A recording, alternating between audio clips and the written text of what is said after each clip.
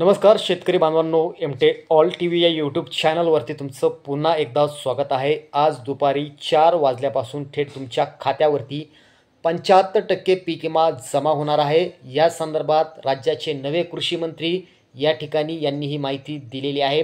कोणत्या कोणत्या जिल्ह्यात या पीक विम्याचं वाटप केलं जाणार आहे, कोणकोणते शेतकरी या 75% अग्रिमसाठी पात्र आहेत, त्याचबरोबर यादी कशी बघायची, यादीमध्ये नाव असेल तर 100% तुमच्या खात्यावरती दुपारी आज 4 वाजता पीक विमा जमा होणार आहे।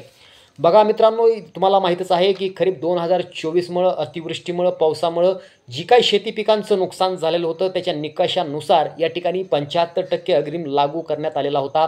मात्र 75% अग्रिम शेतकऱ्यांच्या खात्यावर अद्यापपर्यंत वाटप केलेलं नव्हता। अखेर राज्याच्या नवीन कृषी मंत्र्यांनी पीक विमा कंपन्यांसोबत बैठक घेत पुढील जिल्ह्यातील शेतकऱ्यांना आज दुपारी 4 वाजल्यापासून 75% रक्कम जमा होणार आहे।